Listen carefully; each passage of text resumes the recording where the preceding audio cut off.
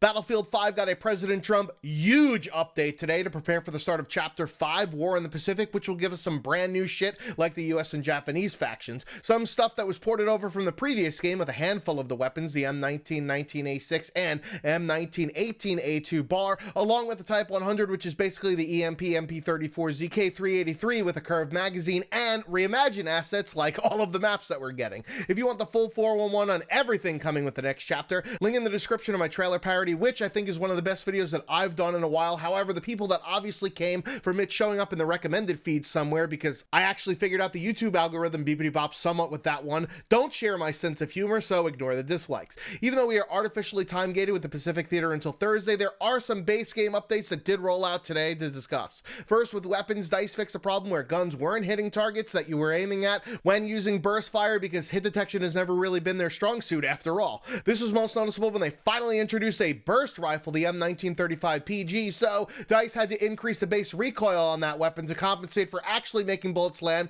where they're supposed to. The game will finally reward players that don't spray and pray at every single situation, but instead have a trigger finger discipline that pleases their girlfriends or their own asshole, because we all know that gamers don't get laid. Speaking of which, the Model 8 has had its rate of fire increase because it was objectively shittier in every single way compared to the RSC, since it has the same damage model with a slower reload and smaller magazine size. So now there's actually a reason to try out the gun for a few deaths before ignoring those two SLRs altogether. Also in line with that same philosophy, the Lewis gun got a nerf in the form of a recoil increase to make the Bren more appealing, because it's got a smaller magazine size, even though it's right in your fucking field of vision to obscure your view when you're using that gun. In a move that nobody was complaining about, the Suomi had its recoil reduced so it would be chosen more often against the M1928A1, in spite of the fact that people choose the Tommy gun because it's an iconic weapon and not just another MPXX lookalike thrown in to appease players that wanted another iconic weapon like the PPSH SMG. I guess we'll get that when the Russian faction is introduced into the game, even though the Russian army was in the war before the Americans were. Lastly, in soldier weapons, Battlefield is so late to the party with this next feature that the person isn't even feeling sad anymore about being a year older, but you can now inspect your weapons by holding the comms button and pressing reload, which is only useful on the handful of guns that have actually been getting weapon skin sets as Ties of War live service buzzword rewards, and or giving people more of a reason to acquire the only currency that has the purchasing power to buy anything decent looking, the derisively named Boins. Even though pilots were bitching about the new Fliegerfaust assault gadget that can swat flies out of the sky, DICE also buffed the regular AA cannons to reduce overheat and give a more consistent damage output, as well as a direct plane nerf by reducing the drop rate for bomb loads of more than 4, so this way people will actually have to aim instead of just shitting out diarrhea all over the objectives for kills. But hey, at least Fiel 652 will be somewhat enjoyable to play again. For drivable vehicles, mounted and coaxial machine guns on tanks now have a converging accuracy model, which means the longer that you hold down the trigger, the more accurate your weapon gets, which is counterintuitively how the LMGs and MMGs worked in Battlefield 1, and everybody knows how amazing the gunplay was in that game, right? This is also antithetical to the change made to burst firing fully auto soldier weapons, so way to keep it consistent, DICE. But at least the other weapons on the tanks, the turrets, got a buff with a speed increase and better responsiveness to input. Speaking of consistency, since DICE was making the flamethrower weapon pickup, they also figured that since they're in the same code, they should buff them on tanks to do damage to other vehicles now, apply more consistent damage over time to soldiers, and cause larger environmental fires, because Smokey the Bear wasn't invented until after the war was over. To that end, incendiary grenades also got a buff in the blast radius and damage duration, but there is now improved detection of fire damage against soldiers, so that this way you won't go up in flames from the tiniest ember, just like a California forest. Also with flaming gadgets, the Scout flare gun radius has been buffed to cover a larger area, and they will also last longer, so be sure to look for a floating sky lantern like it's some sort of Chinese wedding, and shoot them shits out of the sky so your teammates won't be spotted all the time. Additionally, with healing items, they will no longer stack if you both have a pouch and a medic crate like some sort of pocket mercy, but to make those crates more desirable, their regen rate has been slightly buffed since there is no longer that stacking ability. In order to encourage the mechanic that they spent so much time on during the reveal, in spite of it only being relegated to certain areas of the map, the Fortnitification building speed has been significantly increased, so you'll be pulling sandbags out of your ass so fast you're going to feel like a colorectal surgeon. More on maps, they patched up a ton of exploits on Operation Underground because, as people always forget, putting old maps into new games doesn't always work with changed gameplay mechanics like being able to build and then subsequently climb into out-of-bounds areas. Same with Al Sundan and clipping into rocks after DICE finally released replaced the map 3 months after the initial drop, and fixing certain trees in Merida that were impenetrable, which explains this clip here.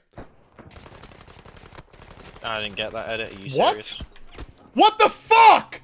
Are you fucking kidding me? On the topic of detecting objects, soldier collision is now disabled as soon as a player dies, which means that you can channel your inner necrophiliac and just get through dead soldiers as fast as you can, so you won't be blocked by the people you just killed. The bleed out state is improved so that players won't get stuck in this state where they see the enemies doing a fucking river dance on their corpse, and improve the soldier ragdolls to not have that folded accordion hanging from hips, which would have been actually thematically appropriate now that it's the Halloween season because it was scary as fuck to look at. There's also improved activation consistency of the sliding functionality because DICE can't fix legacy bugs, so might as well make them a feature. Since everybody is talking about how loud Modern Warfare's footsteps are, DICE decided to make improvements in that area to make them more discernible compared with other noises, and having enemy footsteps louder than teammates, as well as less delays on weapon shot audio so that you don't die before hearing the sniper shot that kills you, even though it's more realistic since the speed of sound is less than bullet velocity at longer ranges because devs want gameplay over realism after all.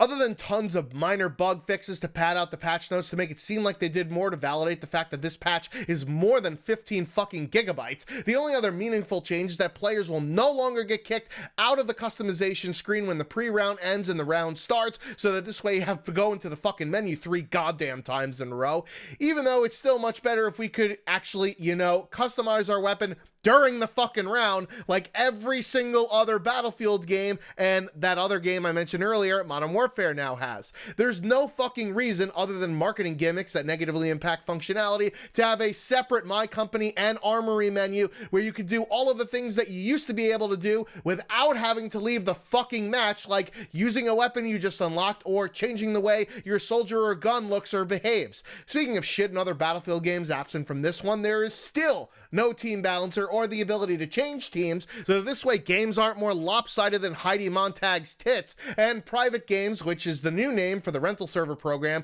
is getting yet another rebrand, which we don't know what the name of it will be, because it's going to be detailed in a blog post sometime in the upcoming month of November, which is about a year too late for a community building feature, even if they don't have the audacity to charge us for them anymore. Those Firestorm looting improvements and respawn system along with tank customization are still DICE's favorite 4-letter word, soon, even though they've been announced for months, and in the latter case, a year and a half ago. I mean, for fuck's sake, Fortnite got soldier dragging before Battlefield did, and that wasn't even an announced feature in that game. Well, at least we're getting the beach landing gameplay that people have been clamoring for since the reveal, albeit on a slightly different part of the world. Oh, and of course, since it's 2 steps forward, 1 step backwards DICE after all, there is an issue on the VCR where pressing the Xbox home button will kick you from the game, which, yes, they did fix in a previous patch, but apparently the shittiest current gen console has somehow found a way to resurface this problem in a new manner. Anyways, are you looking forward to the new Pacific experience? As I hope it'll be something different from the base game with boats and hoes. I've been the Schwantz27, making like those hose legs and splitting.